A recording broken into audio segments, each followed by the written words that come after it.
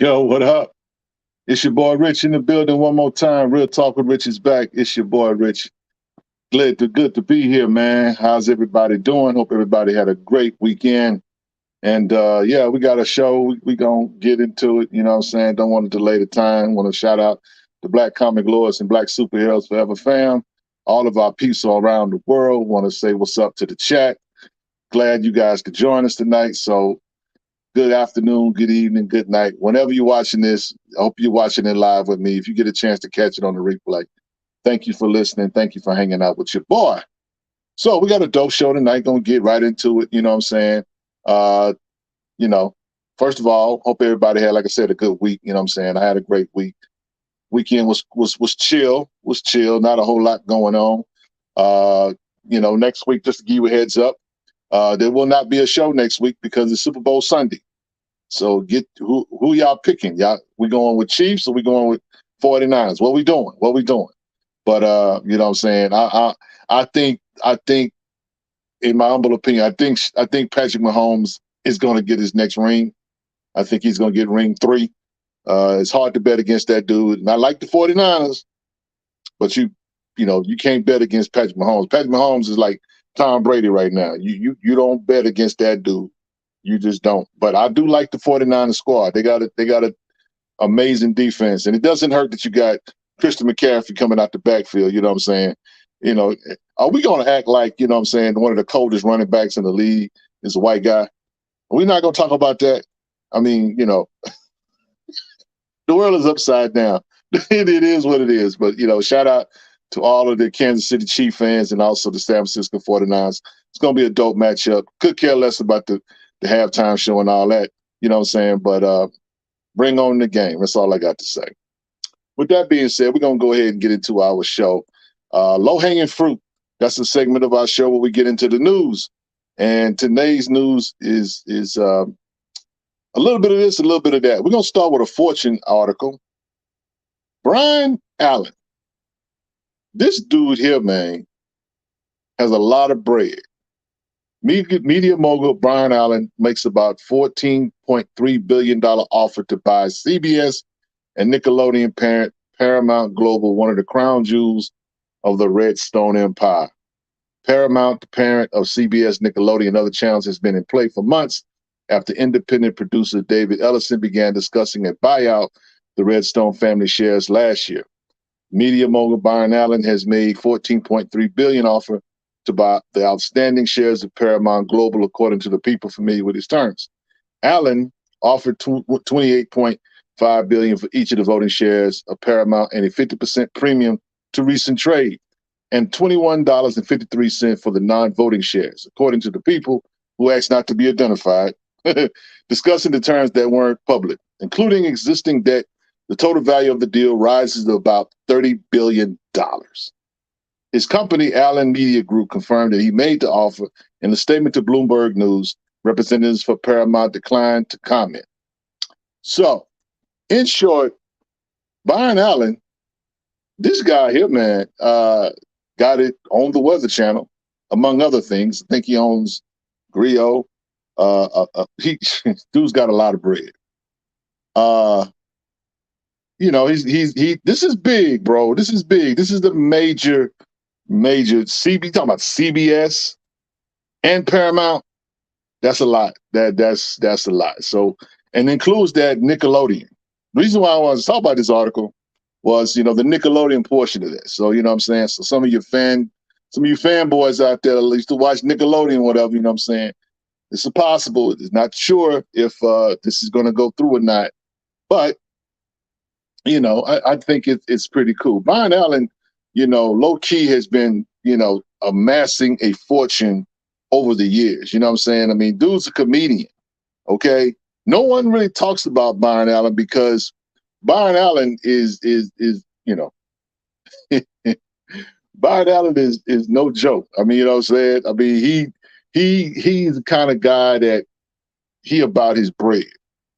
You don't ever see him in the news talking crazy about stuff. You just, it's a lot. It's a lot to that. It's a lot to this dude. This dude ain't no joke, y'all. Y'all stay tuned. Y'all stay tuned for the shenanigans. Paul says if the deal goes through, Byron Allen would then own the Star Trek franchise. A black man will own the Star Trek franchise. Yeah, that would be kind of dope. You know, he'll bring maybe the future in space will be black. You know, we'll see. What up, Tron? Well, good to see you. Let me just shout out some of y'all that's in the chat. H&H Comics, thank you for being here. Chad Kunstler, thank you, sir. Style So Serious, Big Bo. Big. I always mess up your name. Yeah. Thank you guys for hanging out with us tonight. So, but yeah, that's what's going on, y'all. So, man, let's hope this guy pulled through because the situation with BET, I could get into that, but I choose not to. Suffice to say that, you know, this looks more promising. And 14 billion, we ain't talking about 14.3. He ain't got that in his matches at the house. You know, that's a lot of bread. But yo, it'll be history making for sure. History making for sure. So with that said, you know, guys, since you're here, if you're in the door, you're hanging out with us, hit the like button, hit the notification bell as well. And please support the channel. Send us a super chat. We greatly appreciate it. Help us keep the lights on. And yeah, man. So that's what's up with Byron Allen. So, you know, y'all support, you know, this effort, you know what I'm saying? Because this is major. If people talk about Mr. Johnson and BET, you know, this will dwarf that. If he's able to accomplish this would literally dwarf that. Now, I'm not on Byron Allen's payroll, but I'm not mad at the black man getting his money like this and doing it in a major way. We need this kind of, I would say, this kind of business. And definitely when we talk about things like media, controlling images and that kind of thing, this is how we do it, guys. This is how we do it, through ownership. So with that said, we're going to go ahead and go to our next article. We're going to hit you with some Screen Rant stuff. Now, Tronwell says Byron is going for what we need in the entertainment industry, and that's control over major distribution. That's what's up. Absolutely. 1 in 100 podcast. What up? Good to see you, my brother. Glad you're here. So let's get into some Screen Rant stuff. And we're getting right into it, guys. Recasting Black Panther for the MCU's post-Avengers 6 reboot. Marvel Studios. TChalla, a.k.a. the Black Panther, may be recast if the MCU is rebooted following 2027's Avengers Secret Wars. The late Chadwick Boseman first appeared as T'Challa, the Prince of Wakanda, and the Black Panther in 2016's Captain America Civil War. Went on to star as the vibranium-empowered superhero Black Panther, Avengers Infinity War, and Avengers Endgame. Boseman's tragic passing after a battle with colon cancer in 2020 came as a shock, but instead of recasting T'Challa in Black Panther Wakanda Forever, Marvel Studios and Ryan Coogler developed a sequel as a tribute to the legendary actor. Tragic. While Marvel Studios chose not to recast T'Challa in Black Panther Wakanda Forever, recent rumors of a potential MCU reboot following Avengers Secret Wars could bring about the character's recast in the MCU's future. An MCU reboot will give Marvel Studios the opportunity to receive or revive many fallen heroes, including T'Challa's Black Panther, Tony Stark's Iron Man, and Steve Rogers' Captain America, allowing for exploration of Marvel comic storylines that have yet to be adapted into live-action MCU. A reboot would be a reasonable time to recast T'Challa, and there are many talented actors who would perfectly fit the role.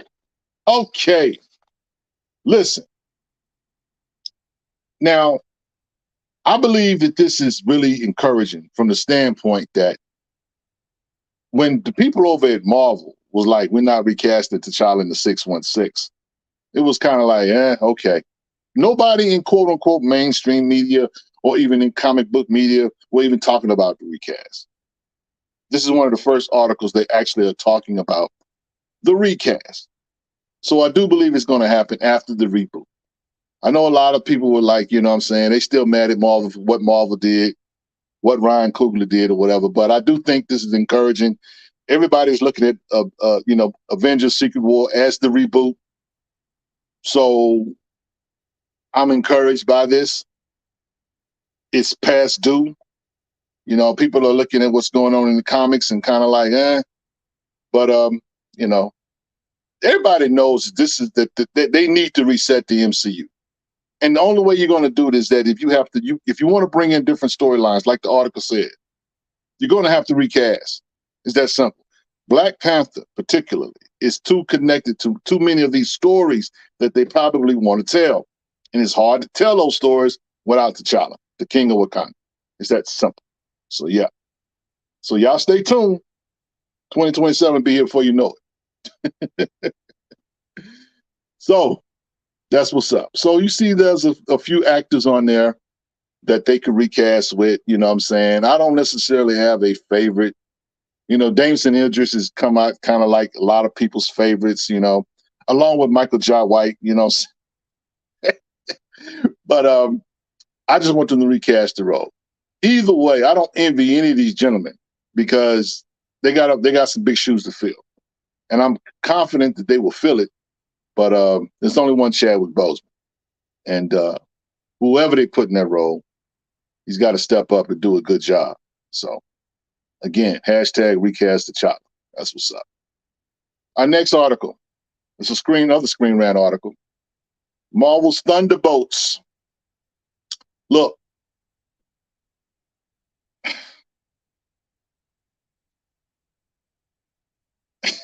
I'm gonna reserve my thoughts after this. Marvel Thunderbolts movie loses another actor weeks after the MCU's version of Superman recast.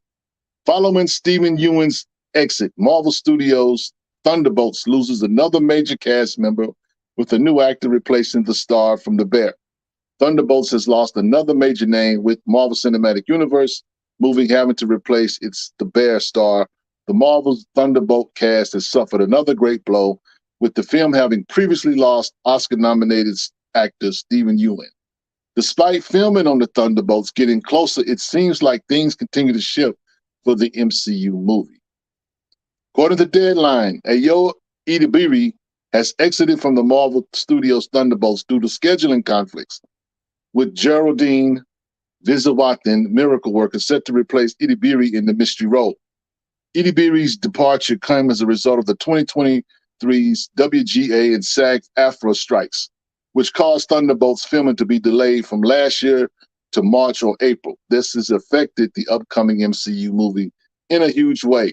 Thunderbolts' first major loss was that of Walking Dead's Ewan. The actor was rumored to play Sentry in the film, with The Walking Dead and Invincible creator Robert Kirkman confirming that Ewan was indeed playing Marvel's Superman-like character and even tried out the hero's costume.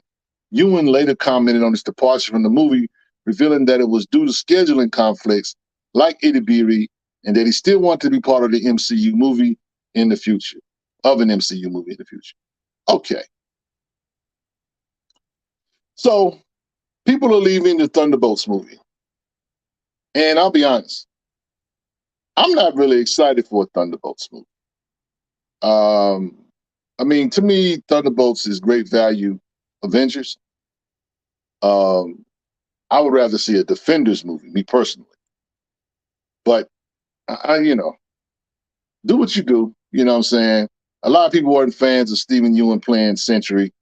And again, it's one of those things is people have kind of gotten used to what Marvel has been doing with the gender swaps and the race swaps and all that stuff or whatever. So it's kind of like, whatever, Marvel, just do something, okay? Just do something that we want to see. You know what I'm saying? Get the Blade movie. Get that done. I could care less about a Thunderbolts movie. But that's what's going on. So, I know some of y'all are maybe Thunderbolts comic heads or whatever, but I'm just really not interested. I'm just being honest with you. I am not interested in a Thunderbolts movie. I'm like, okay, it'll be entertaining. And if it gets to the theater, I'm gonna buy me some popcorn and I'm gonna sit and I'm gonna watch it like anything else. But I'm not just really jumping up and down about this movie. So, I'm just not interested. Say great value Avengers just went over everyone's. Yeah, well, that's kind of how I see the Thunderbolts. I really don't. I don't know a lot of people that have a lot of Thunderbolts in their collections, Amir. So I know I don't. You know what I'm saying? And that's why I'm not really tripping about it. He says classic Defenders of street level. I want classic Defenders. That's what I want. I want Defenders with the Hulk. I want Defenders with Damon Helmstrong, son of Satan. I want Defenders with Namor. Bring me them Defenders, okay? I can care less about this new stuff. Yeah, that's what I want. So, but that's when you're old head, that's what you want. You want old stuff. But anyway, y'all, so that's what's going on with the MCU. One thing about the MCU, we don't have an MCU movie, but there's always some MCU movie news to roast them over. I don't understand Marvel, but it's Marvel. That's what they do. We're gonna go to our next article. And again, guys, please like the video, share and subscribe.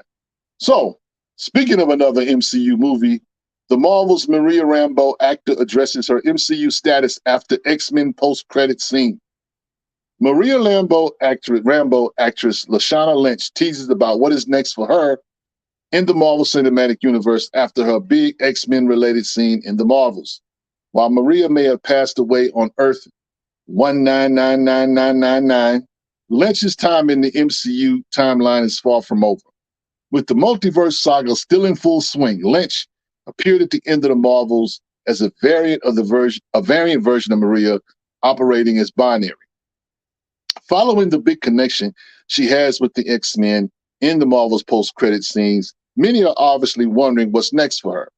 In a recent interview with Screen Rant while promoting her new film Bob Marley, One Love, Lynch was asked about the Marvel's post-credit scenes and whether she could shed some light on whether this is the same X-Men movie universe that fans have seen during the 20th Century Fox films, and she shared the following. I don't know what's going into this movie. I didn't know what would happen next. I don't know anything, literally. Every single increment of the character has been play by play, so I knew about Captain America, and then I knew about Doctor Strange, and then I knew about the Marvels. I didn't even get the script for that. I just had those moments. I know what you know, and that's it.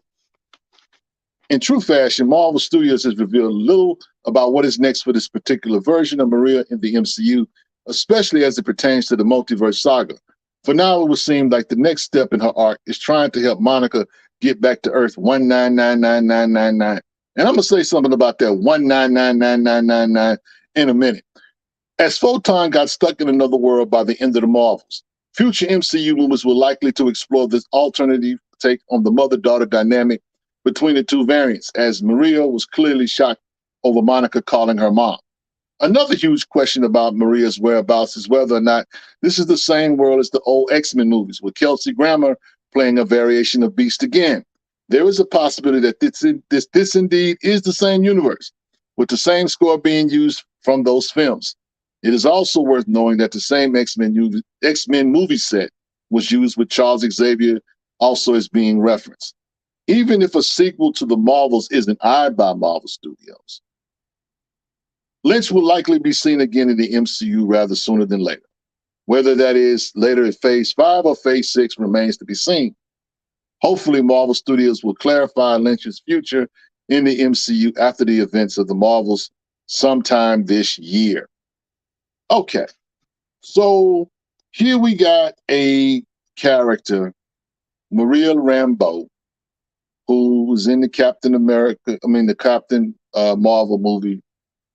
She was in Doctor Strange, Multiverse of Madness. She was in the Marvels. So what's next for her? We don't know. She shows up at the end of the movie as binary. So all I know is Monica is out there somewhere in the cosmos, trapped.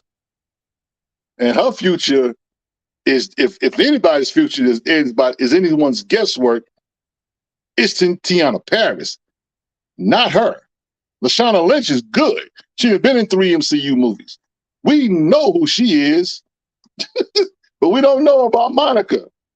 And Marvel, why would you name a universe 199999999? I mean, there are literally a billion trillion numbers that you could pull from Marvel.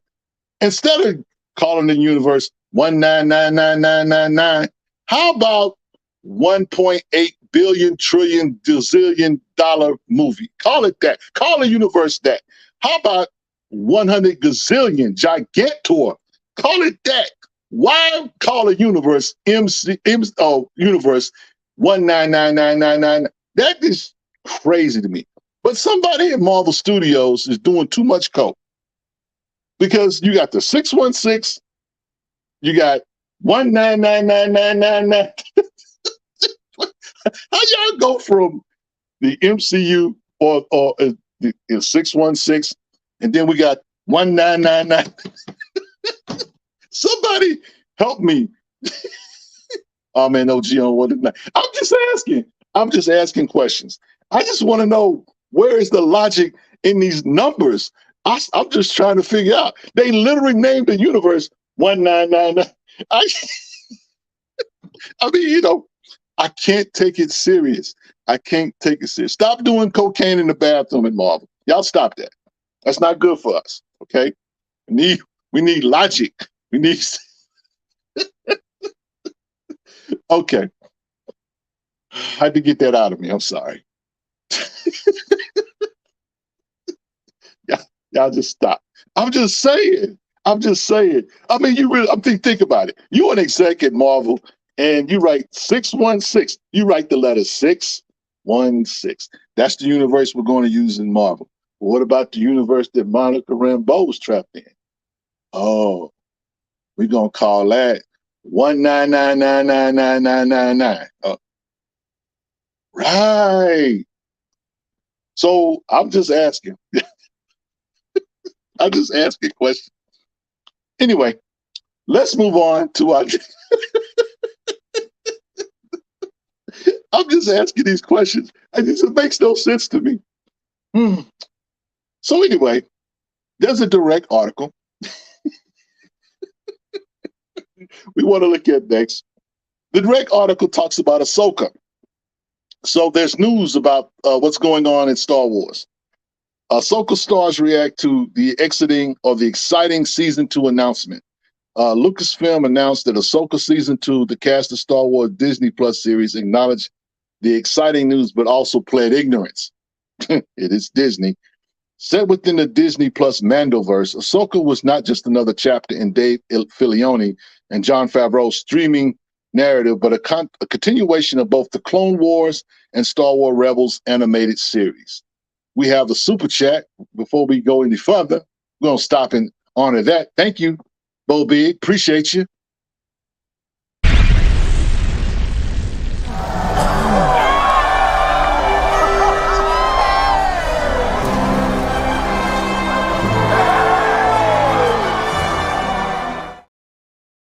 Yes. Thank you, Bo Big. Appreciate you. So, led by Rosario Dawson as Anakin Skywalker's former Jedi Padawan, Ahsoka's cast was tasked with bringing the characters from Star Wars Rebel characters into the live-action years after the events of the animated show. In responding to Lucasfilm's announcement of Ahsoka Season 2, along with the Mandalorian and Grogu movie, looking forward to that, Hera Syndulla star Mary Elizabeth Winstead told The Hollywood Reporter, "I know nothing, I saw nothing, I say nothing." But, you know, they were very, very excited, of course, when they got the news, because they finna get some more Marvel checks. Disney checks. I can't be mad at that. Could you be mad at that? So I was hoping that they would give it another season. I did not too much care for Ahsoka Season 1. I mean, it was cool. It got real good at the very, very end. And I was bugging on some of the stuff that they did in it, but I was all right with it. But I did want to see Rosario Dawson reprise the role of Ahsoka, you know, and try to, you know, expand the lore of that. I'm more excited about the Mandalorian Grogu movie personally. That's what I want to see. I need to see my mans and his little son in the theater. So H&A said those mouse checks are nice. Yes, they are. And yeah, because I need to see that, because the trilogies that they're getting ready to do with Rey Skywalker, I'm not trying to see that. You know, y'all gonna have to tell me about that, because I ain't going to the theater to see that. But if it's Ahsoka, I'm gonna go check it out. If it's Mandalorian, I want to go check that out. So that's what's up. They excited, of course. Nobody really, and that's the thing about it. You know what I'm saying? When they're doing this kind of episodic news or whatever, they don't tell these people anything. They don't want to make announcements. They don't want to pull a Just Hilarious and the at the situation that went on with the Breakfast Club. They don't want to. They don't want that kind of thing to happen. Make an announcement and then no one's like, we're not really ready to make that announcement yet. Why'd you say anything? So it's better for them just to keep them in the dark, keep their mouth shut until they 100% know that they're going forward. And that's what happened here. So, you know, congratulations to the whole cast. Another season of Ahsoka. That's what's up. So with that being said, y'all, we want to go ahead and take a commercial break. But before we do have one little announcement regarding Ahsoka. Your favorite writer in mine, Rodney Barnes, will be writing Ahsoka, the comic book adaptation that begins in July. So pre-order, like we love to say. Make that happen. Pre-order. That book will hit us in the summertime, but July is the date, or is the month that it's supposed to start up. So yeah, Rodney Barnes is getting them. He's getting Marvel checks too. I ain't mad at it. That's my guy. So with that said, we're gonna go ahead and take a commercial break, and we'll be back to talk to you guys. And yeah, get you a snack, get you something to drink. That's what's up. We'll be back in a few.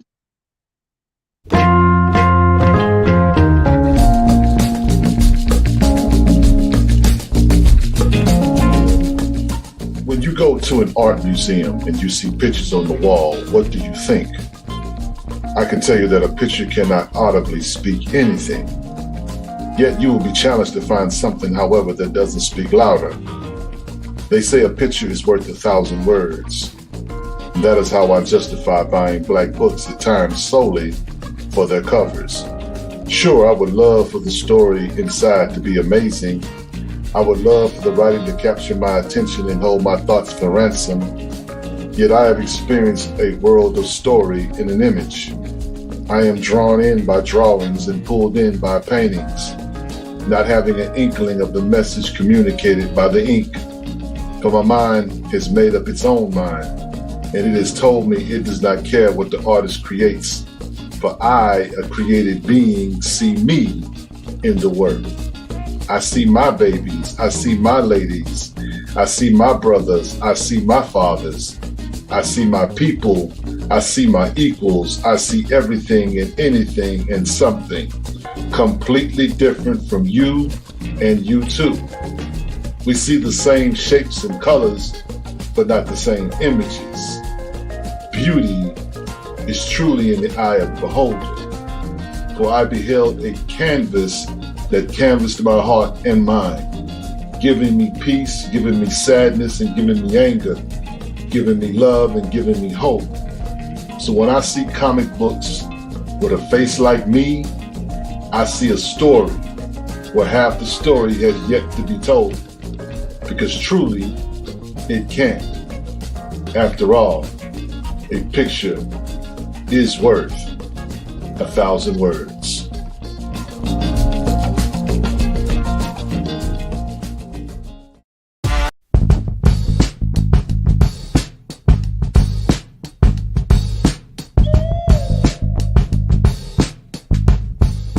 Dear Mr. Billy Graham, I know this letter is late, but you know what they say, better late than never. And I'm writing to you because I know you'll never read this or hear this. It's a measure of therapy for me, I guess. Wondering how you never get mentioned when you are really only one of the few worth mentioning.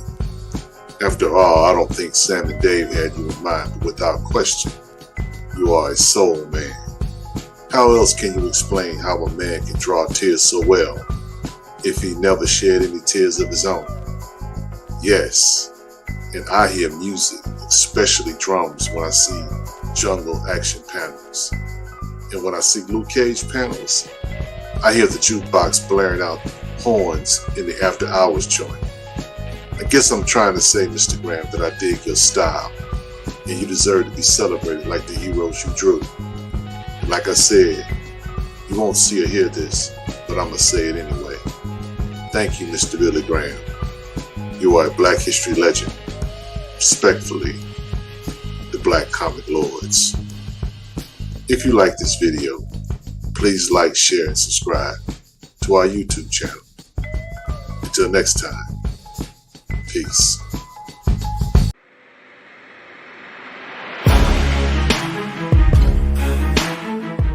Where's our black real estate in comics? What do I mean? Let's check out Black Panther.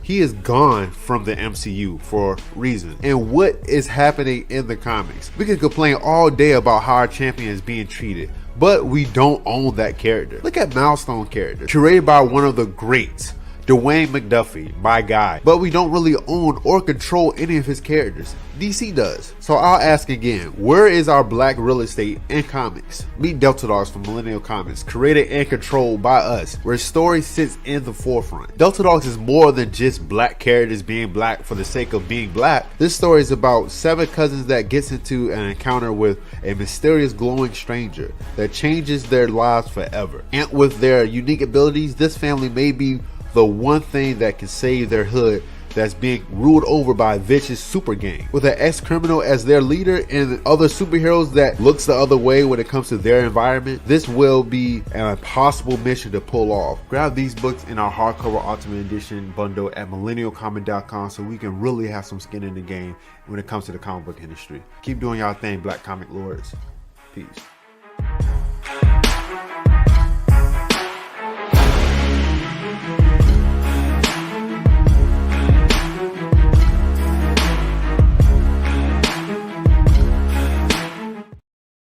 Yo, glad to be back. Real quick announcement. On this upcoming Wednesday, we have a interview with Newton Lilavois of Crescent City Monsters and Keisha, the Demon Eater. So yeah, that should be an interesting conversation, man. And y'all get my word. Get the word to Mr. Newton that your boy needs that Crescent City Monsters. I need a trade. I need floppies because I can't find them. I can't find them nowhere. I can't find them on the eBay machine. I need y'all to send out an APB on Crescent City Monsters. That's the book that I want. I'm pretty sure Keisha is good too, but Crescent City Monsters, that's the book that your boy wants. I need that in my collection. So, but we're going to be interviewing him on Wednesday night. So instead of a squad show, Wednesday wrap up, we're going to have an interview with the creator of Crescent City Monsters. So y'all stay tuned for that. That's going to be dope. So with that said, guys, we're going to go ahead and transition to chat talk. And again, if you are here, please hit the like button. Please hit the like button.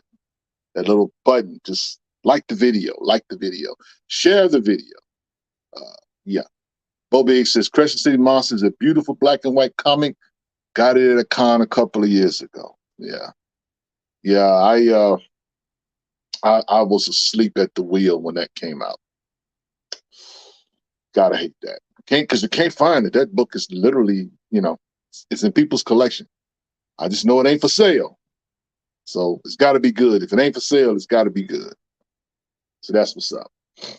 So let's talk about what you guys want to talk about. Before we get into the quote unquote chat talk, I want to wish everybody, happy Black History Month. And with Black History Month, y'all know what happens this time of year. We get these nice, beautiful variant covers from Marvel and DC. We get these nice books. And we begin to talk about what could be. What could be. What could be. What's the next comic book coming out? What is Marvel going to do this time? What is DC going to do?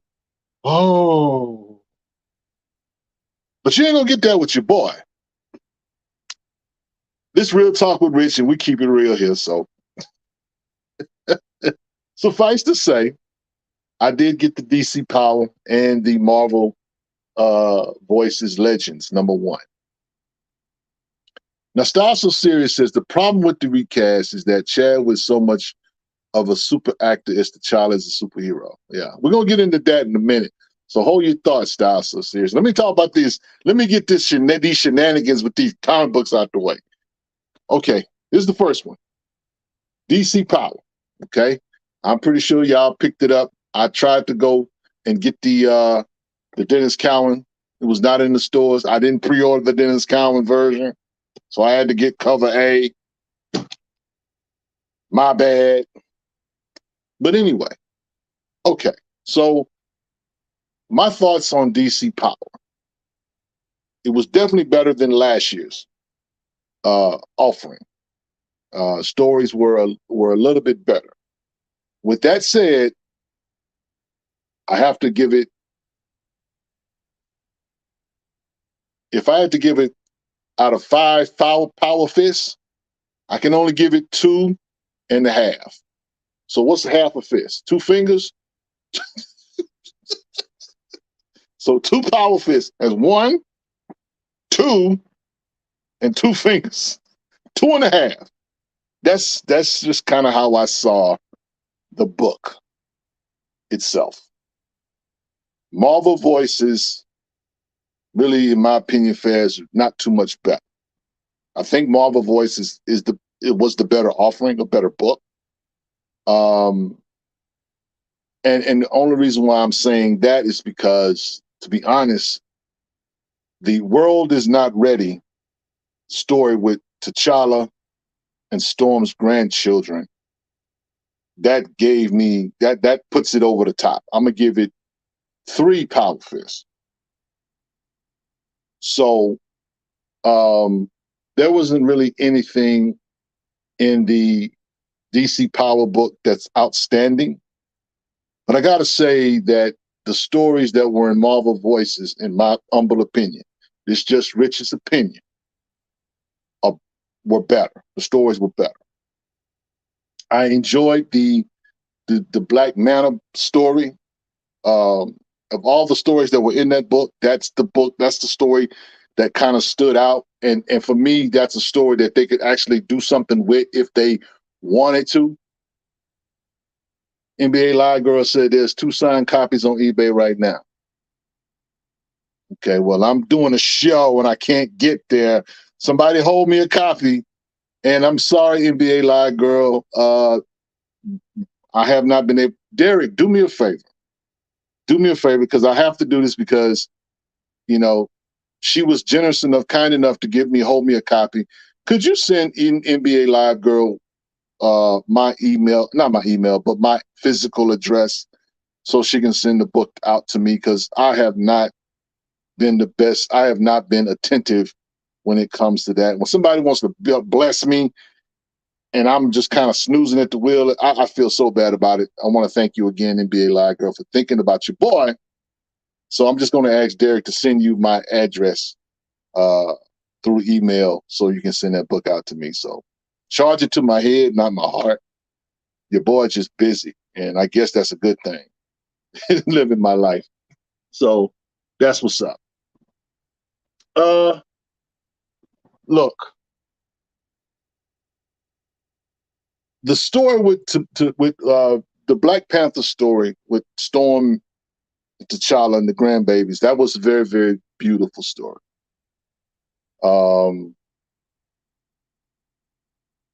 It's unfortunate that nothing's probably going to happen with that. Now, from what we understand, this may be quote unquote canon. So perhaps that somebody will pick this up down the road, perhaps, and that would be cool. We want the love story. We want T'Challa and Aurora. We want the love story. Now, I'm a black pill guy when it comes to comics. And let me explain myself, because I might be thought of as just a negative person. However, I just come to the realization that there are just certain things that are just not going to happen. And I just don't believe Marvel has no interest in doing that. If Marvel decides to do a Black Panther Storm story, it will be a 100% financial decision. It will have nothing to do with wanting to show black love in comics. It'll have nothing to do with making the black community or the black comic book community inspired. It'll be 100% a dollar decision. But they don't covet our dollar like that when it comes to comics, because we're not the biggest comic book consumers. That's just facts. We buy books, but we don't always buy our books. That's just the reality of the situation. So to get this story, though, with the kids was beautiful. I enjoyed it. It was only a couple of pages, whatever. Kind of shows you what's possible. And, you know, again, she said, you negative. You got jokes. But anyway, I'm not trying to be negative, bro. You know me, Paul. I just see it for what it is. It's not like I just want it to be this way. I just do not think that they have a vested interest in showing these stories. And so when these books are like literary, these books are like literary reparations. So, you know what I'm saying? This is kind of like, okay, guys, we hear you. We know you out there. Here you go. And again, it's Black History Month. So I will accept, gifts. But I was also told, beware of Greeks bearing gifts. So again, I'm glad, I'm happy to see that story. It's in our collection. It's canon. So maybe someone will take it and do something with it, and that will be cool. And I'm good with that. You know what I'm saying? But I do believe that Marvel got DC again this year in terms of books. So, yeah, Derek, I think it's literary reparations.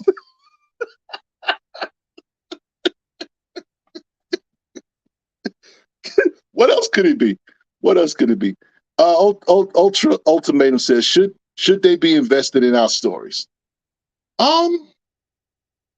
If you listen, the Black experience is a very rich experience, and let's just be honest about that. There is what I like to call a currency of pain. Black people, Black pain is whether we like it or not, it is a marketing tool. Now, I'm not saying that they should be invested in our stories, because we should be the ones investing in our stories. That first and foremost. I don't believe that it's Marvel or DC's job to tell our stories. However, if you have Black characters like T'Challa, if you have black characters like Sam Wilson Falcon, if you have black characters like Jon Stewart, if you have black characters like Black Lightning, if you have black characters like Vixen, if you have black characters like Nubia, if you have black characters like Mr. Terrific, if you have black characters like Mr. Miracle, Shiloh Norman, you should want to tell a story. They all have a story to tell. I'm just saying, those are the big two. Now, if it's in our power to tell our own stories, we should tell our own stories. But if it's Marvel and DC, yes, Marvel. If it's on the roster, they should use them. Take them characters off the shelf, dust them off, and do something with them. Give some black writers and some black creative teams some work. Let them do the work on it. Ultra says, without their apathy, we wouldn't have our own space and being able to express ourselves in the way we see fit. I agree 100%. I agree 100%. However, all I'm saying is that if you're gonna have these characters in your roster, use them. That's all I'm saying. Just use them. Now, I want to go back to, I think it was Style So Serious that asked about T'Challa, about the recast. Can we go back to that comment, Derek? I want to tackle that. Okay, here we go. The problem with the recast is that Chadwick was so much of a super actor as T'Challa is a superhero. Here's the deal. I believe that listen, I adored Chadwick Boseman as an actor. I adored that dude because he was a very, very great actor. He wasn't a very good actor. He was a great actor. He was, listen, with all due respect to Denzel Washington, he would have been that dude. He was on his way. Black Panther, the movie, put him on that path. He had already done some great work as James Brown, Thurgood Marshall, Jackie Robinson. He was already doing the work. Then he got a role that made him iconic, a role that cemented his legacy. The work that he was going to do past that was going to be incredible. Never mind the Marvel stuff that he would have done. Never mind the movies that they could have made with T'Challa or with Chadwick Boseman playing T'Challa. His acting chops was just incredible. That the work that he did, and I recommend this. Go watch the Ma Rainey's Black Bottom on Netflix. Go watch that. Go watch The Five Bloods on Netflix. Those two movies. Go watch those two movies. The acting in those two movies are incredible. That dude is cold. He is cold. Now, the work that he did as T'Challa, when he passed, it broke my heart. And I've told this story. When I found out that he passed away from cancer, it broke my heart, not only from the standpoint that I adored him as an actor, but it broke my heart because of my own personal story. I had cancer. I found out I had cancer in 2017. And one of the things that I thought about when I first found out about cancer in my life was, am I going to be well enough to see the movie when it comes out? So I have a connection with T'Challa or with Chadwick Boseman that a lot of people don't have. Because I sat in that seat. I know what it's like to have chemotherapy and radiation. This dude was going through all of that and doing all his work. And he nailed it. There's no way you could look at him when he was playing T'Challa, or even when his job he did in 21 Bridges and doing Ma Rainey's Black Bottom. There was no way you could look at him and say he was sick. He went to work every day. Had surgery, kept it under wraps, and mastered that, did his thing. So the fact that he was so incredible as an actor doing that role, and then this happening, it literally made a gulf. Because it's like, who's going to play this role now? And of course, we know what happened. Ryan Coogler decided to create a tribute. Everybody wasn't on board for that. I was one of those people. I tell people, Black Panther Wakanda Forever was a good movie, but I didn't like it. I think think a movie can be good and you not like it. I know it sounds like an oxymoron, but in my little $2 brain, it makes sense. It was a good movie. I just didn't like it. So, again, it's one of those things where when it comes down to them recasting or whatever, right? There were people that saw the bigger picture. Me personally, at that particular time, when it first happened, I was in my grief. And I was like, if they decide not to recast, I'm good. And that's the way I felt at the time. Now, with time, I felt like they needed to recast the role. But I wasn't one of those that was like, no, they shouldn't recast it. I wasn't going on Twitter going crazy and losing my mind over that. No. But I just know that at the time I was heartbroken. I mean, you know what I'm saying? I understand why Ryan Coogler did what he did. I don't agree with it, but I understand why he did what he did. But I do think that, all things considered, they should have recast T'Challa. There was no reason, and I love Letitia Wright as an actress, and I have no problem with her being Shuri. But I just feel like T'Challa should have been in the movie. We should not have had a funeral in that movie. We wound up having 2 funerals in that movie. Great movie, but I didn't like it. But anyway. And Paul, and I mess with Paul because, T'Challa is his guy, and I tell Paul, we're talking about the Netflix, he hadn't seen him. And that's why he need to go see that movie. You need to go see those movies. Because I'm telling you, I mean, he did an incredible job. That dude was an amazing job. I loved him as T'Challa. I loved him, but I loved him as an actor, period, point blank, period. That dude was amazing. I didn't, when he played, when he was in Gods of Egypt, he was the only black deity in that movie. And he took that role under a lot of criticism because these were Europeans playing Egyptian gods. But he thought it was so much important. He was a conscious brother on top of it all.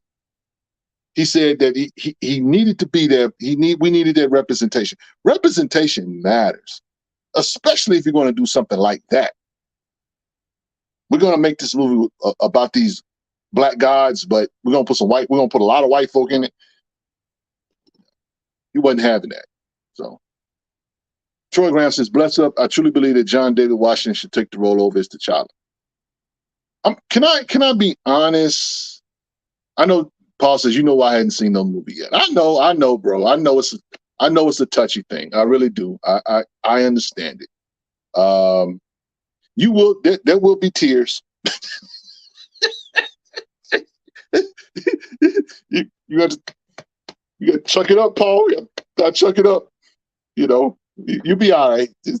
Just keep your box of tissues close by. Yeah, those are, yeah. Love Chadwick, man. Love that dude. So anyway, 101 Podcast says, word on the street is Deadpool is going to be the joke that brings the MCU back to life. All I know is it better bring T'Challa back to life. Well, I don't know if it's going to do that, Amir. I'm looking forward to seeing, Wolverine in Deadpool 3 and Storm. I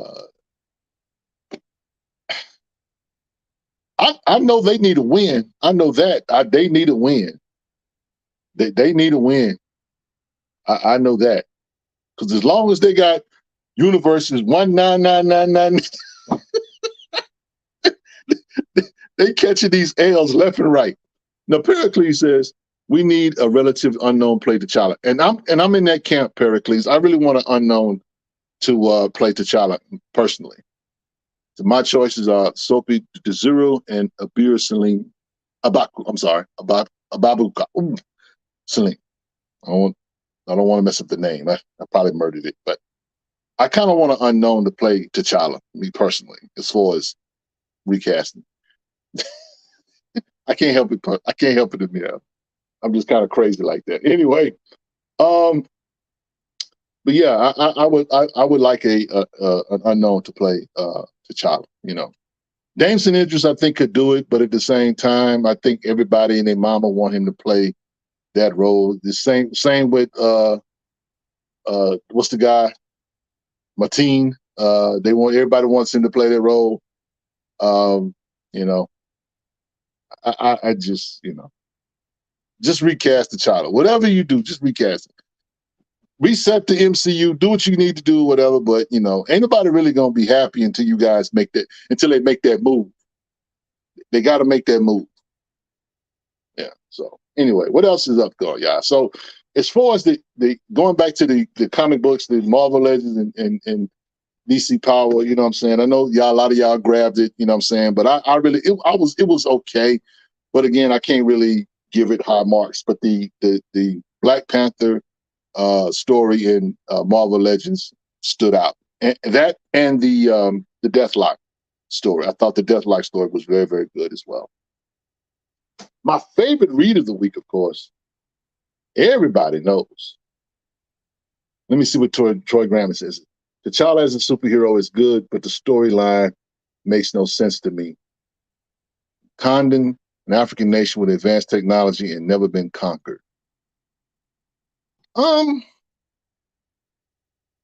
Well, I mean, I think that's the point. You know what I'm saying? We've had examples of that, not from the technological standpoint, but, you know, we know Ethiopia was a country that had never been colonized. And I get the deconstruction of Wakanda, how people see Wakanda. Could there really be a Wakanda, whatever, you know? We're only looking at it from the lens of history in regards to what white folks have done, you know, through the passing of time as far as Europe. They literally carved up the world and conquered most of the civilized world. It is what it is, you know what I'm saying? The idea that there could be, I think that's the whole point of the story, or the mythos, is that there could be a, you know, when we talk about technology, for example, technology in the course of time has been very good for society. And so the thought is, let's just hypothetically say that there really was a Wakanda. There would be problems. That being, you know, sharing the technology. Wakanda, you know, historically doesn't share the technology, because the technology in the wrong hands creates wars, creates, you know, you got villains like Claw that will sell to the highest bidder. You know what I'm saying? If there was really a material like vibranium that existed, we don't have vibranium, but we do have things like plutonium that are used to make atomic bombs. There are metals, or there are composites or compounds that are very, very dangerous and don't belong in the hands of certain people for certain reasons. So I get the premise of why it may not, quote unquote, make sense. I just think that it represents what a technological giant like a certain country in Africa could be. What I would like you guys to do, and some of you guys may have seen this, there is a white kid doing a TED Talk that's been running around the news cycle for the last couple of days, talking about Africa, talking about the technological advances and the resources that are in Africa. How that in less than 50 years, I think it is, how Africa, the continent itself, that many parts of Africa will be a superpower. And I mean, this dude was the kind of matterly young guy, probably a teenager, British guy, was talking about Africa. You guys need to look that up. That wasn't no joke. I felt like in a lot of ways, that was a dog whistle. And but there's a TED guy talking about Africa and its resources and what Africa is going to represent. People want to know why China is running roughshod in Africa right now. There's a reason for that. The ways of the West are dying. Whether you want to talk comics or not, that's happening. But as far as Wakanda goes, that story, that whole premise that there's not a nation, the way they have told the story, it would literally have to happen that way, because many of us here in the West would feel some really type of way if there really was a Wakanda. Think about it. If there really was a Wakanda and there was somebody that had technology that could free us, that could liberate us, that could liberate the world, and Wakanda wouldn't, yeah. That's why a lot of people say Killmonger was right. But at the core of who Killmonger was, he was a villain in the movie.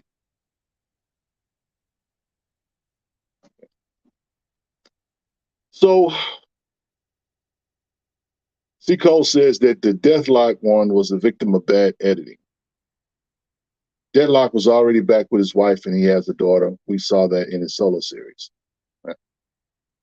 1 in 100 Podcast says, I'm looking forward to reading Ultimate Black Panther this week by Brian Edward Hill. Yeah. A lot of y'all are going to be like, Dr. Eve who? Eve Ewing who?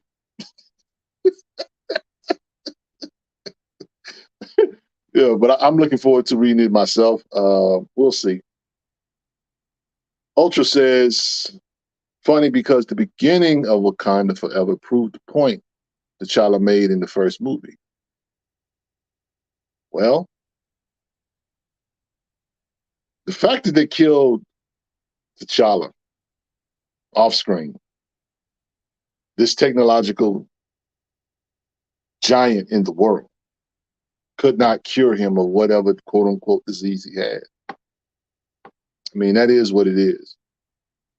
There's so many little messages in that I don't even want to get into, because we could go down some deep rabbit holes when it comes to Wakanda Forever. I talked last week about technology and certain technology being in entertainment. I don't talk technology in entertainment on this channel for a reason. Because one, I probably would get canceled. And two, nobody really wants the truth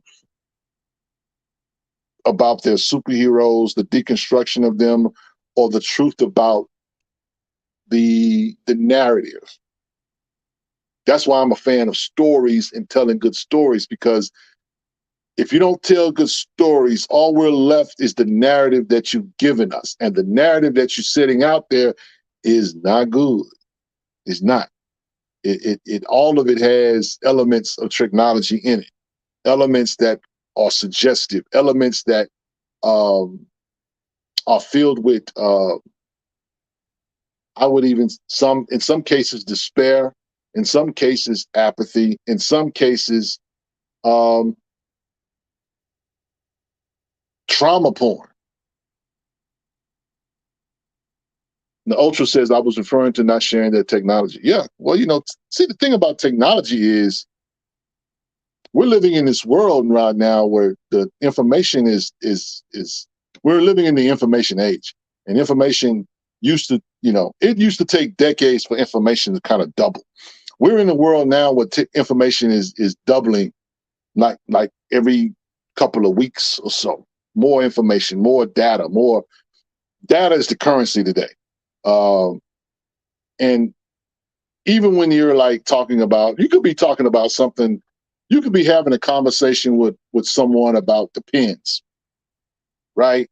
And you'll look up on your Facebook page, and all of a sudden you got a ad for Depends. You could Google something, and you got you got an ad on Facebook or Twitter or whatever for Depends. So how do I cure a boil? And now you got boiling.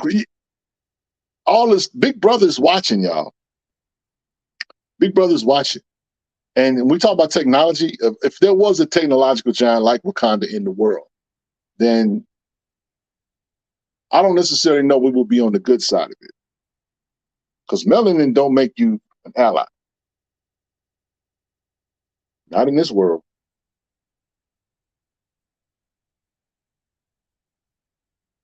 Yeah, I'm with you there, Rich. Don't go too deep. Yeah, some stuff you won't. Some stuff you'll drown. You'll drown. Now, for collecting is we need a 5-year plan to build up alternates to Marvel and DC's Black heroes. Maybe get the independents Easter eggs exposure in our movies so those outside this group see them as alternatives. One of my favorite reads this week was Concrete issue 4.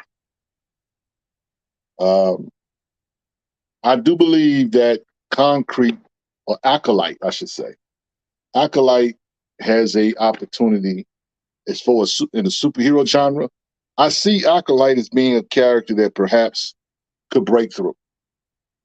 I think the potential for him to break through is there. I think that Acolyte has a good chance of being a character that can transfer outside the mainstream success. Will it happen? I do not know. As long as they're able to put the books in stores, people are able to talk about the story and the art. I think it has a shot. There's some books that have a legitimate shot, but it's going to depend on not just us buying them. It's going to depend on, like, say, the average collector that don't look like me and you to say, you know what, I want to pick this up, check this out, and then reading the story and identifying with it.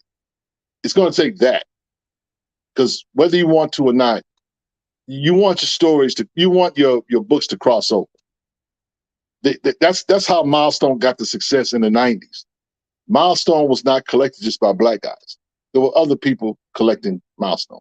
White people, brown people, Asian people buying Milestone books. That's the goal. You can try to be in business for us all you want, but you might not get that bread if you do. You're waiting on the Black comic book community to save you. I'm gonna be honest with you. That might be a fool's errand. If you want to tell our stories, that's great. But you want your stories to resonate with people outside, because that you want it to be a human story. At the end of the day, everything we do, it has to be a human story that anybody can grab hold and get something from. It has to be that. If it does not have that element, then it becomes a cult following. Then it becomes something that we talked about 5 years ago. Y'all remember this book when it came out? Man, that was dope. I sure wish they would do something with it. Well, they tried. Nobody bought it. Nobody talked about it. Nobody shared it. Nobody brought it up. It's got to happen. If it does not happen, it's one of those things where we got to stop asking and start championing what we have. That's the difference. The reason why Milestone was as powerful as it was is because we were at the stores talking about how dope Icon was. We were at the stores talking about how bad Blood Syndicate was. We were at the stores talking about how Static was, how amazing that was. Not Static Shock, Static. So it's on us.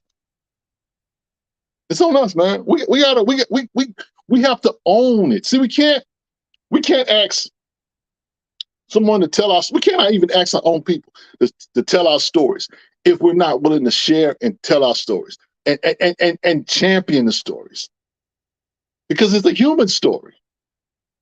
Blackness is not germane to just Black people being able to relate to it. Remember back in the 90s when there were people running around talking about it's a Black thing you wouldn't understand? That was the most asinine saying ever. It really, really was. These new Blacks that we got out here today trying to talk about Blackness, y'all need to stop. Y'all need to stop, because it's not a Black thing. It's a human thing. We might manifest as a Black people, but we have a human story to tell. We gotta tell it. We gotta tell it. It's got to be a story that anybody that will pick up a book can identify with it. We can read stuff like, The Hobbit. We can read stuff like The Chronicles of Narnia and identify with it. and the Lord of the Rings and enjoy it for what it is. We can read things like Japanese manga and find some things. It's not that we swinging from somebody's nutsack. No, it's about us identifying the story, the human story in the element in it. Because a writer is a writer is a writer. Toni Morrison is not a black writer. She's black, but no, she is an author who is amazing. Octavia Butler is a writer. She's not a black writer. She's a writer who happens to be black, who tells a story with black people in it. Supposed to make sense. But you can't be so black that anybody outside the diaspora can't identify with it. That's stupid. That's short circuit. That's short-sighted. That's not having no vision. See, I believe that people will resonate with our stories and resonate with our culture when we're willing to be 100% honest. Seco says you cannot keep selling black misery. If black folks are not a monolith, you can't sell only one side of our race to folks. Absolutely. Absolutely. Somebody got to have a good life. Somebody got to, somebody, I mean, bruh, we shoot ourselves in the foot. We got to stop that. We got to stop that. Message.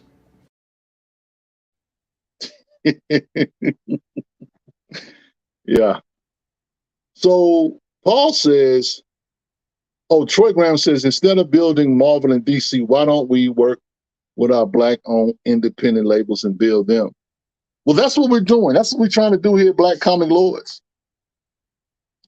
But we have to do both. We have to service, to be perfectly honest, we have to service Marvel and DC. We have to service those consumers as well, because like myself and others that have been collecting comic books for years and identify with those characters at Marvel and DC, because again, I asked the question. I asked the hard question. Can you Negroes divest from Marvel and DC? Can you put down your Black Panther comic books? Can you put down your John Stewart comic books? And if you put those books down, what are you going to pick up? Now, I've been reading comic books since the 70s, the late 70s. And I can tell you, I can name the number of Black comic book companies on one hand that have come through. Not a whole lot. So we're living in this kind of Renaissance period where there's a lot of Black creativity, a lot of Black ownership, and it's beautiful and it's wonderful, and we should support it. But we can't forget about the foundation. We can't forget about the foundation. We got to still honor that, because Billy Graham came out of that. Okay, we can't walk away from Luke Cage, because to walk away from Luke Cage is to walk away from Billy Graham. To walk away from DC is to walk away from Dwayne McDuffie, Milestone. We can't do it. We got to be able to do both. Jay says, side note, Meta comic creator at MegaCon named Jamie, who has her own comic book titled Alexis Wild. She is awesome. Check out her at AW Comic JM Storyteller. That's what's up. That's what's up. Paul says, you don't have to worry about price jumps on books that haven't come out yet if you have pre-ordered them. True. True.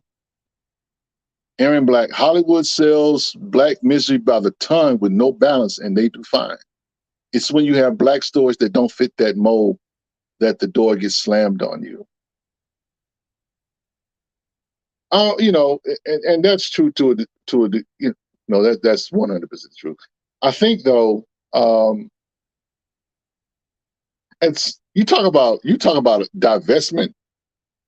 That's at some point because we're talking about media. At some point, that medium, that Holly weird medium, that's if there's anything we need to divest from, it's that. We need our own studios. We need our own quote unquote Hollywood. I'm not sure who this is. I don't think Facebook user. Make sure you put down your name so I know who I'm talking to, brother. Because right now, all I'm seeing is Facebook users. I don't think we should put down any books about us, but we do have to do better in regards to us getting one into the medium, which is difficult because most of us even struggle to read the classics like Black Boy, Native Son, etc. Absolutely. Speaking of that, you know what I'm saying? I'm actually getting ready to write for Black History Month. I'm getting ready to write a piece on Richard Wright. And,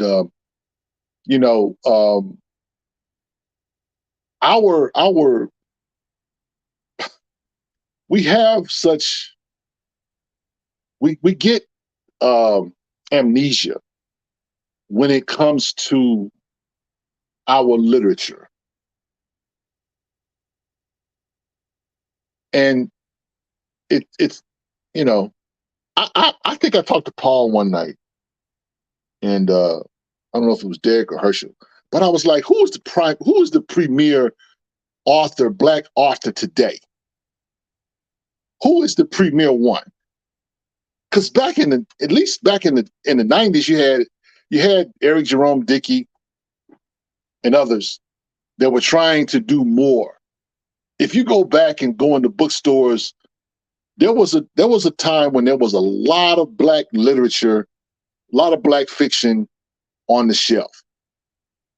But a lot of that stuff was trash, which is why nobody remembers it. Everybody was going after they were trying to find a Eric Jerome Dickey, rest in peace. They were trying to find, their version of, I don't know, Alice Walker or whatever. But there were a lot of people doing a lot of books in the 90s. African-American fiction in the 90s was trash. I'm just being honest with you. And no disrespect to anyone that might be a writer here. I'm just telling you what was available in the bookstores at that time. A lot of it was gutter, which is why a movie like American Fiction can be put out, because that's really was based on what was popping in the 90s and the early 2000s at the time. So when we talk about who is the premier writer today of literary fiction, I don't know anybody. Some people will say Ta-Nehisi Coates. I'm like, Coates needs to catch up to. I need Coates to catch up to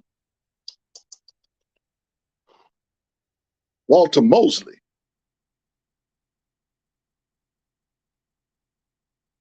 When Paul says David Walker. David Walker is good. But if we talk about comics, of course it's Rodney Barnes. We talk about comics.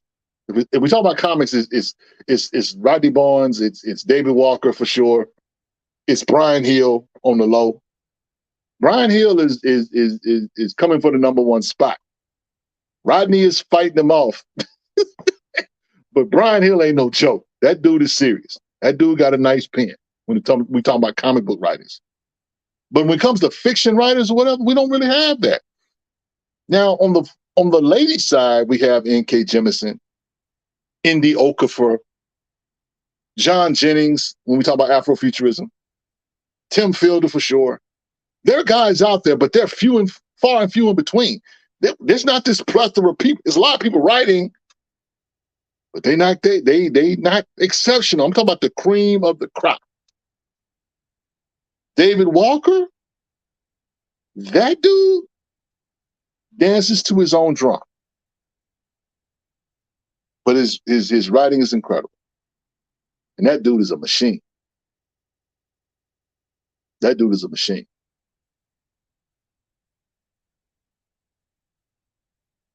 Seacoast say the trash is still on the shelves, but the other books that are not in large numbers. Yeah. Robert Pattinson, Stephen Barnes, great Black sci-fi writer. Like I said, there are few in between. And see, the reason why I'm saying all this is because if you've read something dope, right? Most of the time you're going to tell somebody. Ask yourself this question. Who has come to you and said, man, you need to read this. You need to check this out. Man, this is dope. You need to go get this. Because most of our stories they get told word of mouth. But y'all like Andre Benjamin today. The South used to have something to say. Now y'all ain't got nothing to say. What's going on? Seco says Jason Reynolds puts out a book and it's automatic order for schools no matter the subject matter. Yeah. Frustrated says I'm so dang late. No, you're not late, bro. You all right. And Brian Hill ain't even pushing his comics like that. He's not. He's not. But I mean, he's good. He's good. 101 Party. He needs to head back to Bitterroot. I don't know what's going on with that, bro. I don't know. I just do not know what's happening with the Bitterroot situation. I know the omnibus just recently came out. I might have to pick that up. That might have to be a birthday present or a Christmas present this year. The Bitterroot omnibus just came out, though. Seco said, well, the issue is nobody talks about those folks, especially in our black media. I had to go to Kirkus Review to find out Black Boys is coming out or Black Books are coming out. You know, the thing about that is, I'm going to be honest, too. I think that as someone who kind of operates on the fringes of media, talking about Black comic lords, I do a lot of recommending. But I want people to recommend stuff to me. Now, the problem that I run into when it comes to when I get it from that side is that a lot of times I'm not always able to just drop what I'm doing and go grab whatever it is. Because, you know, let's just be honest. A lot of us are very lazy and we want what we want and we get what we get. It's very rare that we just like dig something and make the investment for somebody else. Like, you know, someone that sends you an AOK. I believe that if you really love something, you want to share it with people that you love. And whether that's sending somebody a couple of dope comic books to read, that kind of thing, sometimes that's how people find gold. It's like, I can tell you a book is dope or whatever, but if I really think it's dope, I'm going to buy it and I'm going to send it to you. Or I'm going to at least try to get it in your hands or make a way for you to get it. Because again, that's how some stuff moves as well. Because I wish people would just like, you know, hey, Rich, I got this dope book. I want you to check it out. You know, that kind of thing. Tell me what you think. I'd be all in. But a lot of times I find out stuff when y'all find out stuff. I don't have the inside track on anything. I find out stuff because I like experimentation. I like to try stuff. And sometimes it works and sometimes it don't. I just picked this up recently. This book here, I talked about this book a little while ago. This is called Black Solstice. Black Solstice by Trayvon Free. Graphic novel, right? And this is the book that came out of, there was a time on Twitter a couple years, 2020, I think it was. You know, Black Twitter just goes crazy sometimes. And so there was a time when people were talking about the solstice, Black people were going to get superpowers, right? And so that kind of went on for a while or whatever, was a frenzy. So these guys were inspired to just write a story about it. You know what I'm saying? Now, I reported it and forgot about it. I happened to be at a shop recently, and there it was on the shelf. And I grabbed it. And so I didn't make a point to pre-order it because, again, it's one of those things where I'll see something and I'll think, okay, it looks kind of cool. I'll recommend it or I'll talk about it. You know what I'm saying? And I'll let people make the decision whether or not they go get it or not. because I'm the type of person, if I think it's something dope, I'm going to keep talking about it. I'm going to keep saying to you, hey, man, go get this, go get this, go get this, go get this, go get this. Don't sleep on this, that kind of thing. But if I don't know, if I'm not sure, I can't talk about it. And that's the other thing, too, because when we talk about stories and how stories are good, the last thing I want to do is somebody to waste their money on a book and it be trash, especially if I recommend it. And that's the one thing, too, I will say, that it's a twofold thing when it comes to Black media. Black media has to do a better job getting the information out, and the consumer has to do a better job receiving the information. That's the other part, because it's kind of like, it's a symbiote relationship. If you say that you're for me and you're speaking for the community and you're an advocate of the community has to listen. But if the community ain't listening, then you have all the negative talk. Then you start thinking that no, our books don't sell. Then you start thinking about, well, we really don't want, all we want is white characters and that kind of things. NBA Live Girl says, I hope folks give that Moon Man comic a chance. Speaking of Moon Man, gotta get somewhere. Oh, here we go. I picked up the one of the variant Virgin covers. That's my Moon Man right there. That's ill too, man. I love the colors on this. This is dope.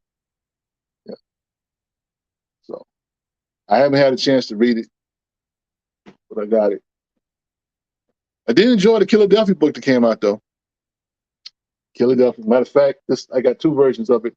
That's the Nyor version. The Nile version with the Savage Dragon on the cover with Seesaw. Seco says, I bought it but didn't know that about all those variants. My store only listed 4 of them. Yeah, they had a few. It's a few variants out there. It's not a whole lot of variants, Seco. But the variants that are out there are pretty good though. So NBA Live Girl says it's a nice setup, great dialogue and art. Yeah. I'm looking forward to reading it. I'm gonna check it out. Speaking of checking out stuff, those of you who supported the Shook book, have y'all got your book yet? Now this one here is from, I got this one out the store, but no one has talked to me about getting their books shipped from the Kickstarter. Anybody want to comment on that? I'm just asking. I haven't gotten into that. Funny thing is, I done read maybe 2 or 3 stories out of it already. So they know, still waiting for my that's all. Says, and that's a problem. And that's a problem. How is it that the Dark Horse store or the Dark Horse version of the store beats the Kickstarter to the consumers?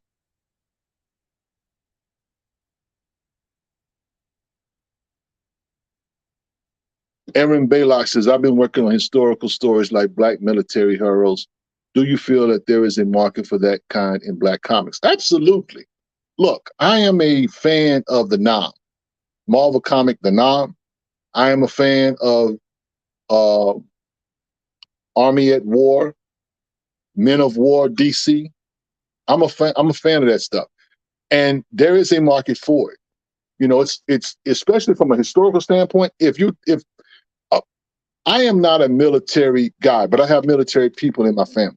And so for someone to tell the stories of soldiers, military soldiers, I feel like I'm connecting a little bit with my relatives that were in the military.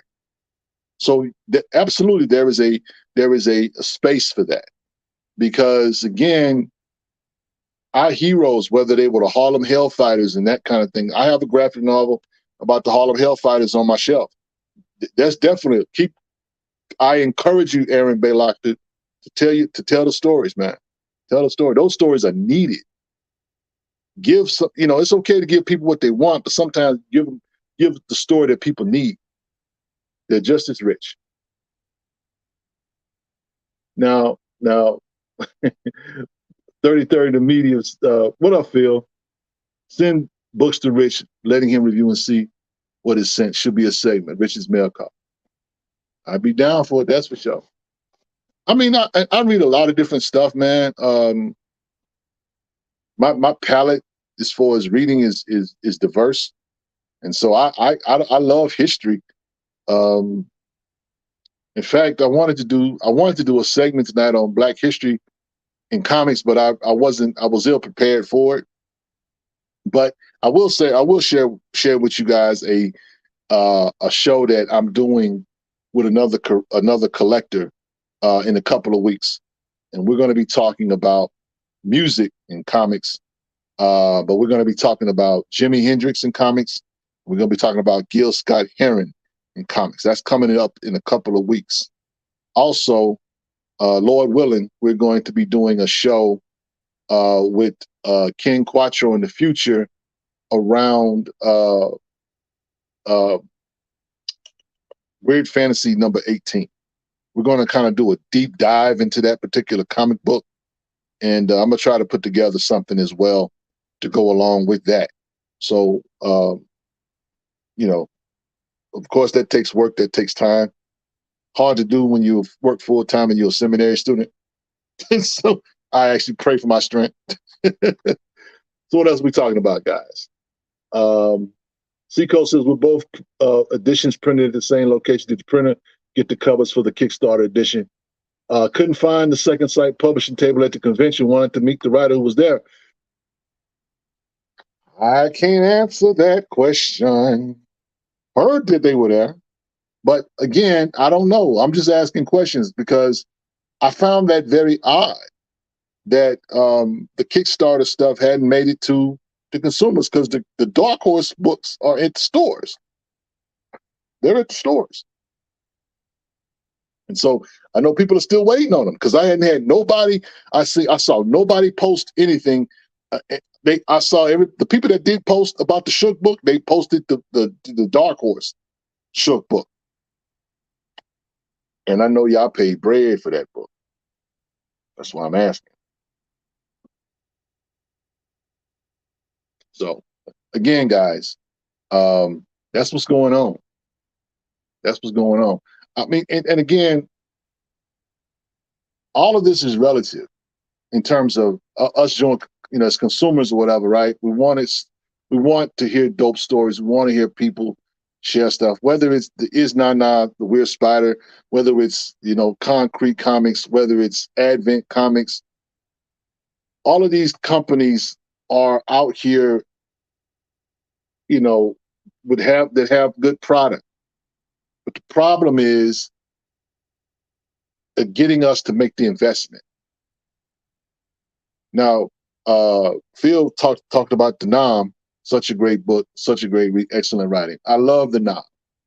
I love the Nam. Many of those stories, I've done Rich recommends on the Nam,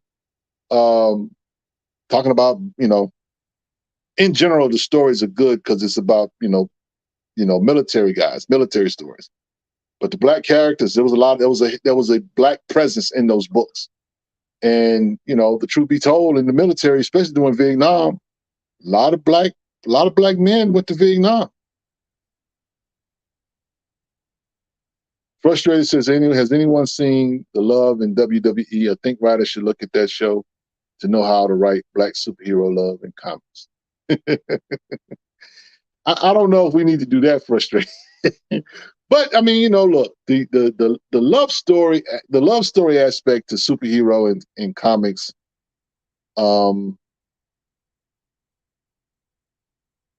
I would love to see somebody be intentional when it comes to that. But the problem is, I think people would get bored with that.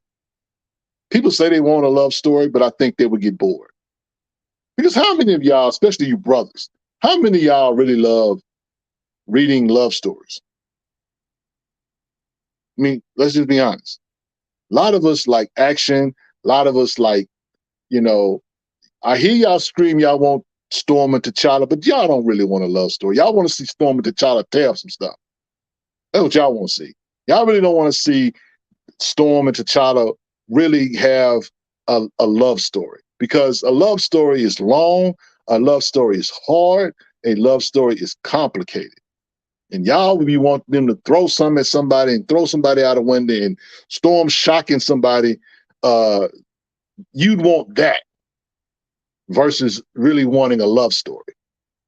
I think one of the reasons why Marvel really doesn't want to do that is because, and I know people say, well, they did it with Reed Richards and Sue Storm. They really hadn't done it with them. They set them up that way from the very beginning. That's why it hasn't really been hard. Now, let's just be honest. They have made Sue Storm kind of gully, whether it comes to TChalla or Namor. That what y'all want to do? I don't think that's what y'all want to do. When we talk about a love story, think about your own wife. Think about your own relationship, whether you got a husband or whether you got a wife. Think about that. Think about how hard that's been or how hard that is. Dealing with children, dealing with the difficulties of life. Do y'all really want a story? Because you can go back and get Negro romance. You can go back and read that Marvel used to put out stories about romance. Y'all ain't buying those books because y'all not really wanting that. Now, I understand the black super love angle. It's attractive. It's intriguing. It has its place. But y'all not checking for Miles Duncan and Karen Beecher. Y'all not checking for Starling and Miles Morales. Y'all not checking for Misty Knight and Sam Wilson. I'll wait.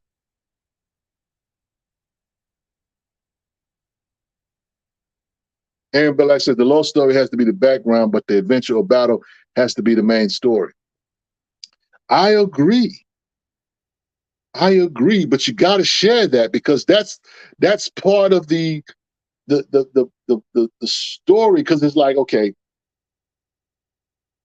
T'Challa seems like to be the ideal guy.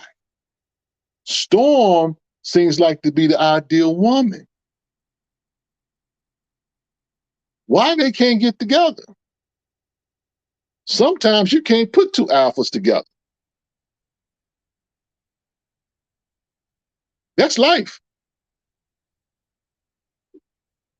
Y'all ain't, I am. I hear you, Paul. hang on, Paul.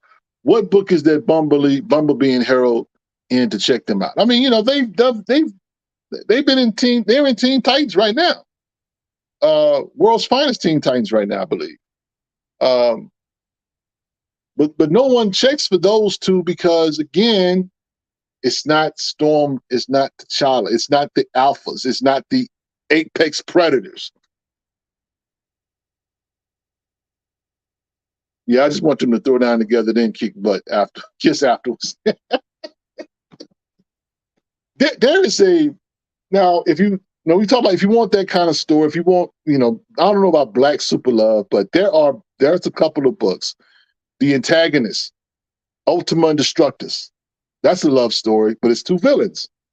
They have a real love story. They have a family, you know what I'm saying? There's a comic book called The Supremacy Hunters. And it's a comic. It's got black love in it, but nobody's talking about that either. This book's out here, guys. Paul says Marvel editorial does not want them together, to be clear. No, they don't. But I think it's not as easy as it because again, somebody's got to be invested. The editor not only has to be invested. What does that look like? What does black love look like? I mean, Kenny White. Let's put it out there. Kenny White write a black love story. He can write black characters, but can he tell a love story? From a cultural standpoint. SR says the love story is better appreciated on film. I don't think they really want it in comics. That part. But Paul says Coach wrote a great love story in his BP run. We have to remember Hollywood isn't doing many black couples. They're paired with another race or an LGBTQ relationship. Yeah, that's what's going on with Hollywood. It is what it is. I don't know if we're really.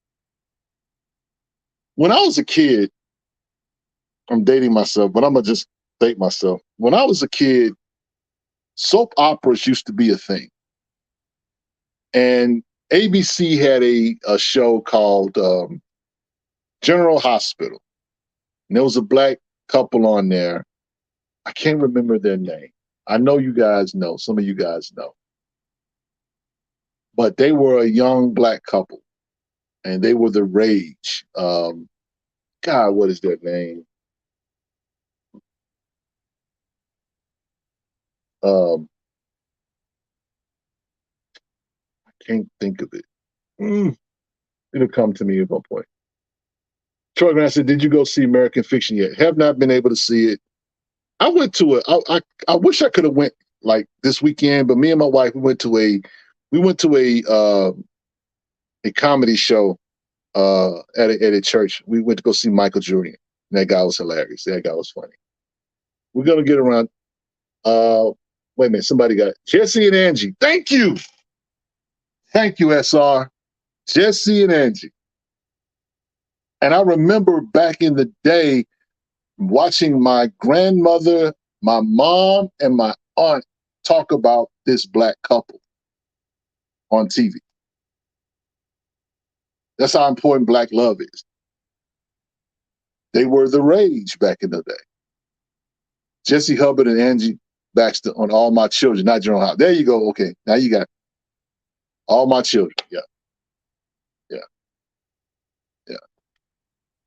Now we need something like that in comics.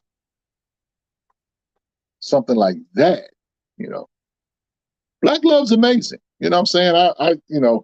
I just recently saw an old Aaron Loves Angela. Y'all remember that? With Irene Cara. Yeah, Angie married Charles Dutton. She was the mother on Power. Yep.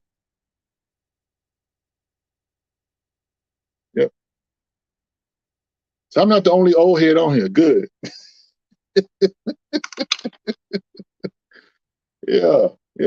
We need stories like that. You know what I'm saying? Can we get a love story like that? Because even and when me, I'm 56 years old. Damn. I'm sorry.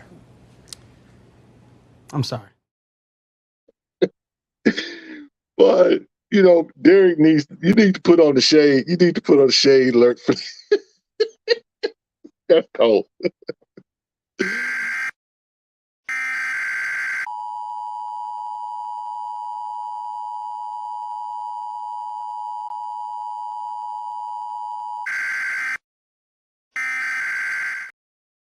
Yeah, that's what's up, Troy. 52, beautiful, proud, and blessed to be alive. No, that's right. Because I have no idea what y'all talking about right now. Yeah, you do. Look, okay.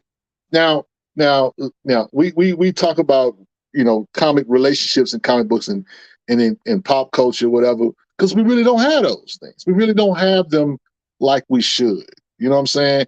The reason why that people are starving for it because there's not a whole lot of it. It's just not a whole lot of it. And I want it just like y'all do. I would love for them to get that right. You know what I'm saying? I mean, but you know what I do? When I get that fixed, whatever, I go back and I read Dwayne McDuffie's Fantastic Four with Storm and T'Challa. You can go back and read, at least we have it. At least it's in the canon. At least you have that. You can go back and you can reminisce and you can reflect. So we got 2 super chats. Blurred Forever, what's up? Always wanted Luke Cage and Mystic Knight to be a couple. Now, Race number 7 says BP and Storm only got married because Reginald Hudlin was the writer writing the comic wasn't selling well. He was a celeb writer who got what he wanted because of his celebrity status. Ooh. Shots fired. I dig the comment though.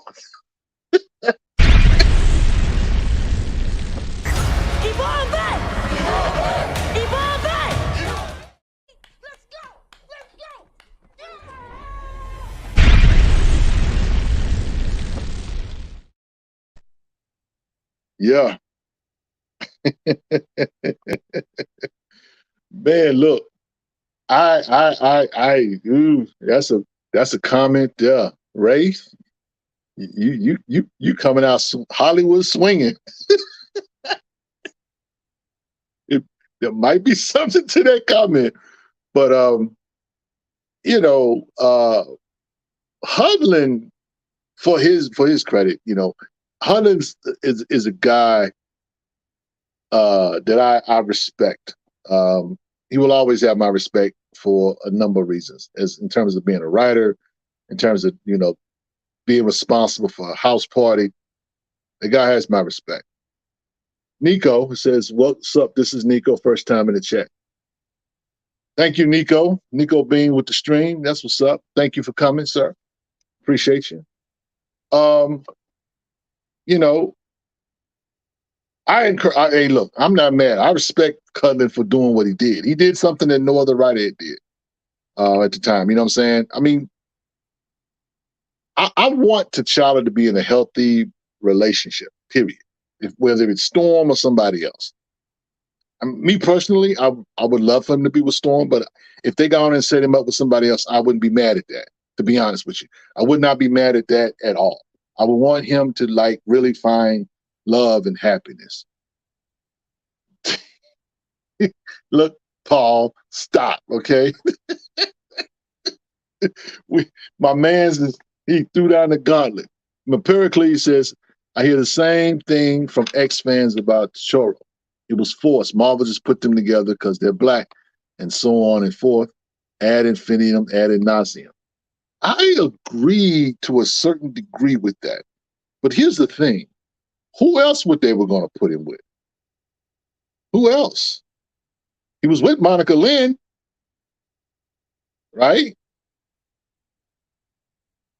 I'm like, they didn't want to do that. Ray says again, thank you again for the super chat. Before Hoodlin took over the book, Priest wanted to get BP and Storm married, but Marvel said no.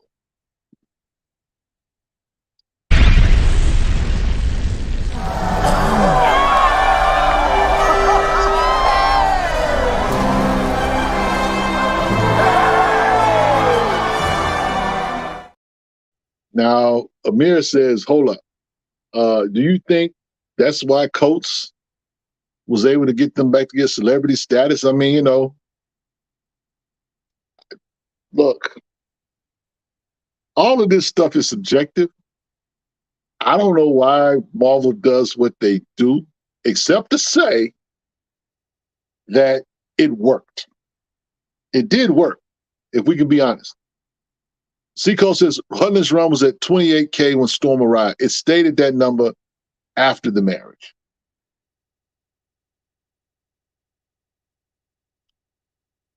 Monica Rambeau put a chick in it.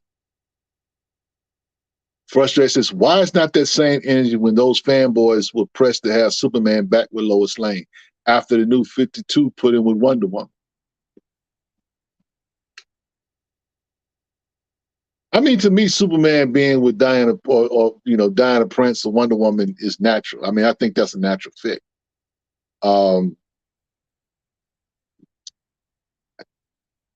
Lois, to me, in my opinion, it's just my opinion, Lois Lane is the first, how can I put this? How can I put this? Lois Lane is like literally the first, I won't call her a Karen, but she really, over the years, has gotten on my nerve. And, very strong-willed, that kind of thing. And I'm not saying you can't be strong. I'm just saying that her stuff would just sometimes get ridiculous. And it didn't matter what she did, Clark would always be there to help. And even though before they let it out that Clark and Superman are the same people, there was a time when it's she gave Clark all kind of problems. Clark was the best friend in the friend zone. She had all this love for Superman, but had no love for Clark. That used to get on my nerve reading that book. Well, after they kind of let it go out and that they were one and the same, and she knew who his real identity was, it was cool. But when he got with Diana Prince after the New 52, I was good with that. I had no problems with that. So Lois Lane at one point had the top selling comics at DC beat Batman in the 70s. Well, you know, Superman in the 60s, in the early 70s was the cash cow. Batman was, I'm going to be honest with you, Batman was not a hot book until they started making the movies.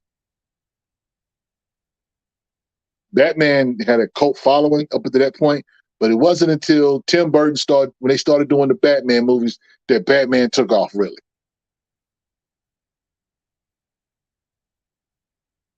Now, it's getting spicy in here, y'all. Wait a minute. So I'm so tired. Paul says, I'm so tired of the repeated statements that people get from the internet. Previously established that T'Challa and Aurora were trying to be together. Yeah. Kyle Lawrence Music said, Lois is definitely Karen and Superman and Lois. Yep. Oh. Troy Graham, Clark Kent like unattractive flat back women. Never understood the attraction. Well, I mean, you know, I can't speak to that aesthetic except to say that, you know, if you go back to Smallville, when Clark was growing up in Smallville, it was Lana Lane.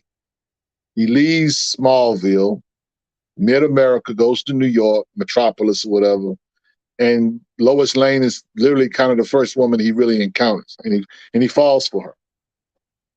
So it's not out of the realm of possibility or whatever in that sense, you know what I'm saying?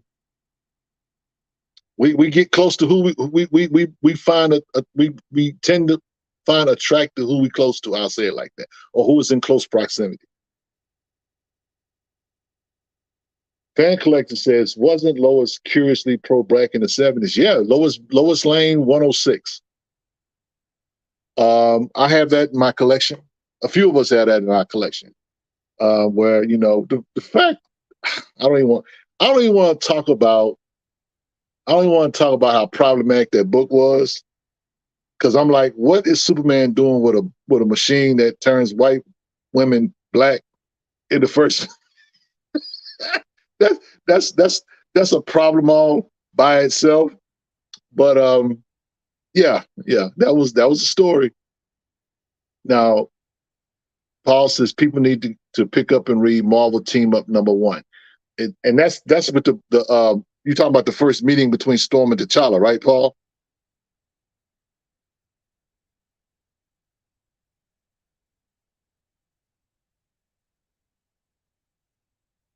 Yeah, there was an issue with Lois Lane where she was black. Yeah. He's an alien, bro. He doesn't do nothing about the milk. Look, I mean, you know, it is what it is, you know. It is what it is. I mean, people like what they like, you know what I'm saying, for whatever reason.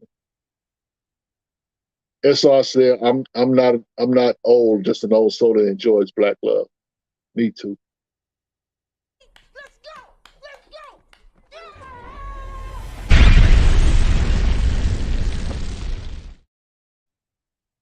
Fairground says, woman and the Amazons really should have been black. Oh, well, you know, the Amazons really were black. So, you know, that's another story for another day. Which will be interesting too when they do when James Gunn does his show Paradise Lost, because it's supposedly going to be a show about the Amazons, the Themyscira, like, you know, a couple of generations before Diana Prince. And it's supposed to have a Game of Thrones type feel to it. So we'll see how that turns out. I'm interested to see if it's going to be some melanated sisters in that show. And it probably will be. Yeah, Kyle Lawrence said they made her black for 24 hours. I'm done. You know, there have been room of people that have been in rooms with white people, and they ask that question, you know, would you want to be black? No, nobody wants to sign up for this. People like the aesthetic, people like the style, they like the soul that goes in it or whatever, but to really walk in this melon, nobody wants that. It's too much that goes with it. NBA Live Girl says, I really hope to see Viction in the DCU. Moshe Sabah says, also saying that putting them together because they were black is some of the worst reverse racism in comics, duh. They are a natural fit, Storm and TChalla, African king and goddess, Heru and Het, Heru Asak. Yeah. You know, I don't think it was, you know, they weren't forced together. I say it like that. And some people may feel like they were, but I kind of think that it's something that we haven't seen in comics prior to, if that makes any sense.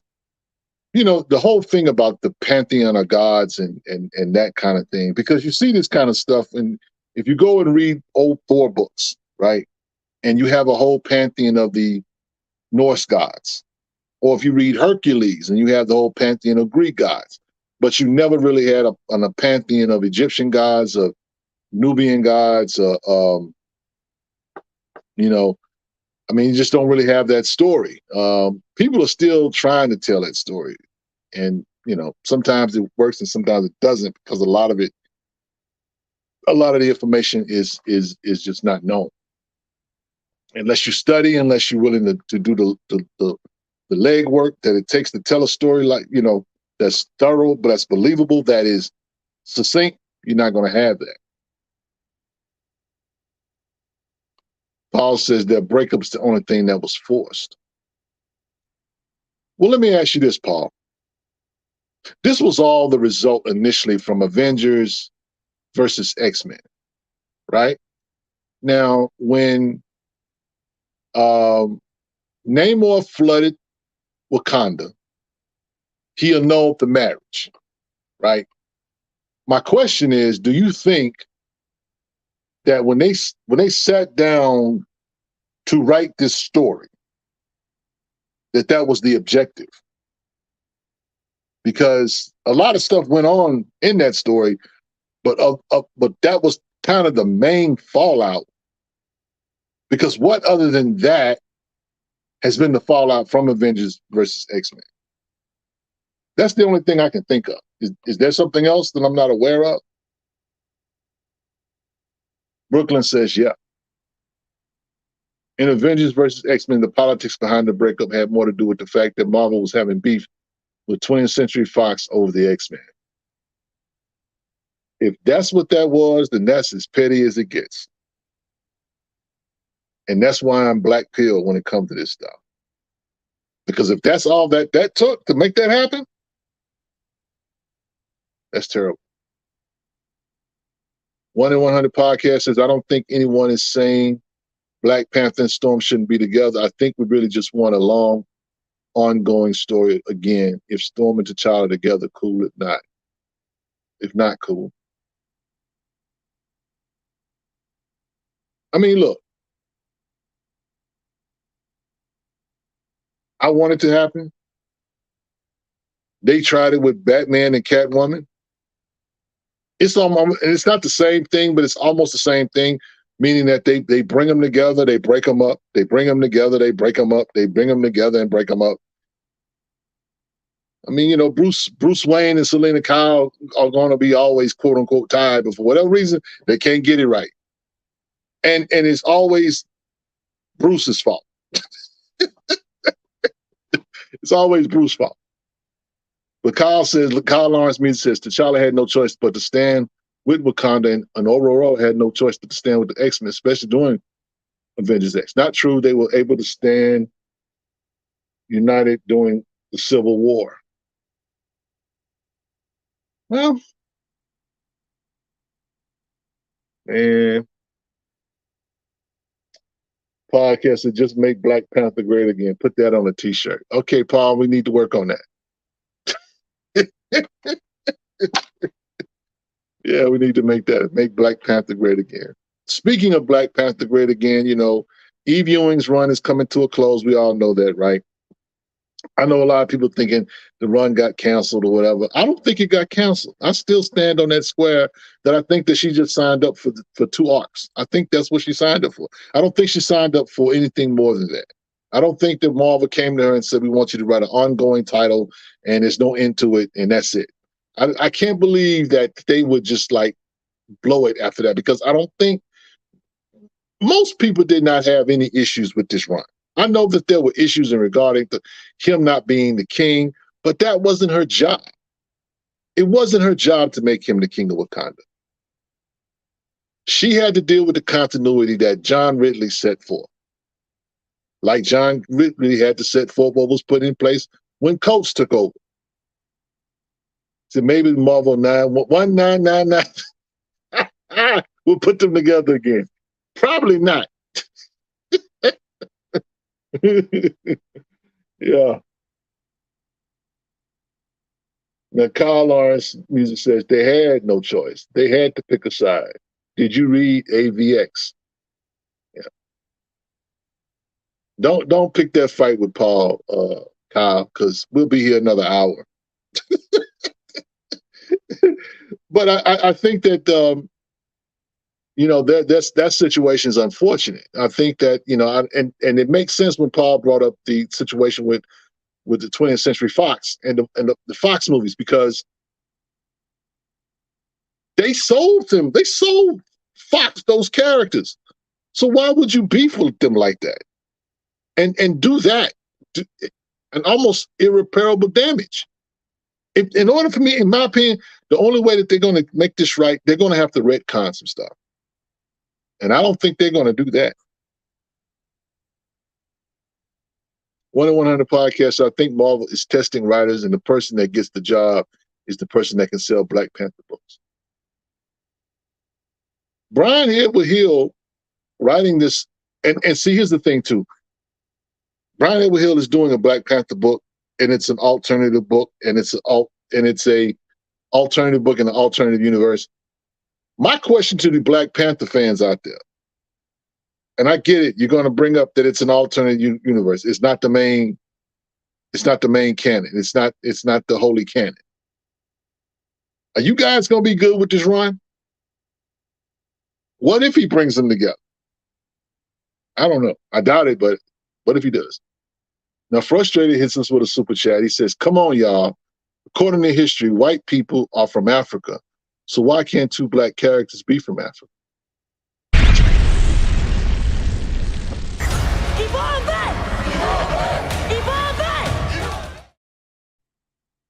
Yeah.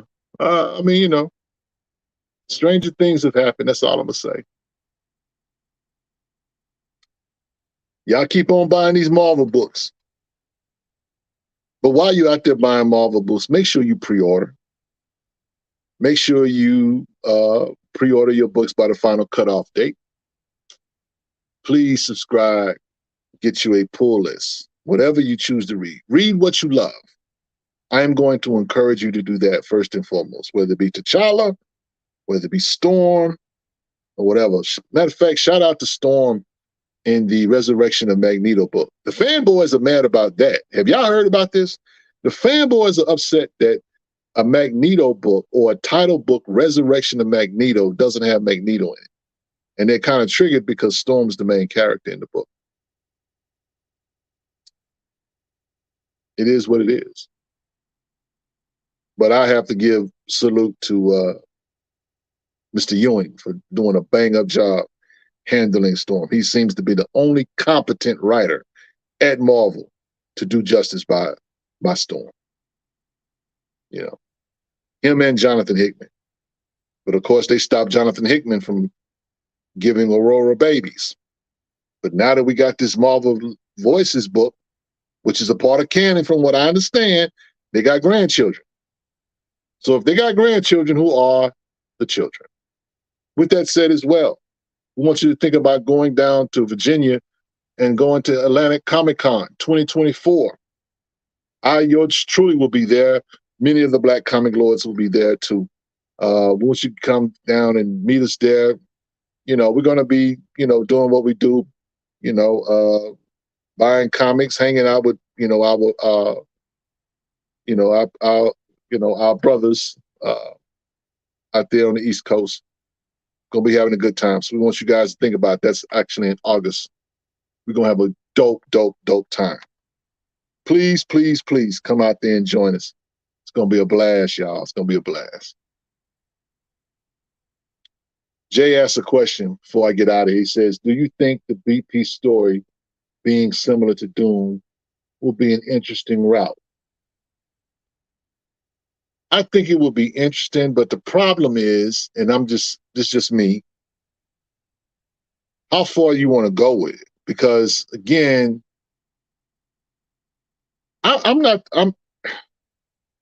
when Jeffrey Thorne did his one shot for Black Panther with the King in Black series, I was so impressed with that I wish they would do more stuff like that. I wish they would go outside of the box when it comes to T'Challa sometime. I wish that they would do an Elseworld story. I wish they would just, get this dude out of his regular zone or whatever. And I mean, I want him to be king again, but I really want them to tell some just different stories when it comes to T'Challa, or bring some other Black Panthers in terms of Mosey, in terms of Bashinga, in terms of these other characters, expand the mythos. Just give us more content. But recast T'Challa for the movies for sure. 1 in 100 podcast. I'm just hoping that my Ultimate Black Panther freebie book starts selling for $45.99 now on eBay. Yeah, that part. But I don't think that's the first appearance of Ultimate Black Panther. And I think Paul said that the Ultimate Black Panther version, the first one, I guess, was terrible. So, yeah, this is not the first one. So, I don't know if that's going to spec like you wanted, brother. But remember, also, Wednesday night, we do have Newton LaVoyes going to be joining us Wednesday night. He's the creator of Crescent City Monsters. He's going to be hanging out with us. That's going to be a fabulous time. And Keisha Demon Eater as well. So, I'm pretty sure that there will be some dope stories that will come out of that. Matter of fact, let me just shout out my man Paul and the interview that they did last week with the creators of Tribe, Larry Stoneman and Todd Johnson. That was a crazy interview. I love that interview. That was pretty amazing. You guys can go to our YouTube channel and check that out. While you're there, on our YouTube channel, please subscribe to our channel, hit the notification bells. So when we go live and we do shows, you'll get those notifications when we go live. So just come and support our YouTube channel. Also, go to our webpage, or not our webpage, but our website, blackcomiclords.net. Hang out with us there, because there you're going to find all kind of content regarding comic books, Black keys, controversial books. All that stuff is also on our website at blackcomiclords.net. And with that said, we're going to go ahead and shut it down for the night. That's our playlist there. Of course, we do our Wednesday wrap-up, Wakanda Whiskey and Bourbon on Friday nights. And, of course, Sunday nights is Real Talk with Rich. We do roundtables, and we do several different interviews. There's a lot of interviews, whether you want to see Ken Quattro, John Jennings. It's a whole list of greats. Rodney Barnes. We've done it all, and we still continue to do it. We're trying to get better. So please continue to support our channel. Okay, guys? Before we get out of here, Kyle says, Bashinga film would be great. Definitely recast T'Challa. I don't know what Planet Buddy is talking on about Civil War. But okay, yeah, sure. Anyway, loving the channel, guys. Well, we appreciate that. You know what I'm saying? It's all love here. It's all love here. So we can have fun, and we can debate, and we can disagree. We can agree to disagree. It's all love. Black Comic Lords is your platform. It's not just mine, it's yours. And so the only right statement is the statement that's not made. And we can challenge one another, we can build on one another, and we can, debate. And this is what this channel is for. This is a safe space. And Gordon says, Rich, go back early in the chat where I provided a comment on where to find Crescent City Monsters other than the eBay machine. Appreciate you, Gordon. I will definitely do that. Thank you for the heads up on that. I appreciate that. With that said, I'm going to go ahead and give the benediction. And the benediction comes from the 127th Psalm. It says, except the Lord builds a house, they labor in vain that build it. Except the Lord keep the city, the watchman waketh in vain.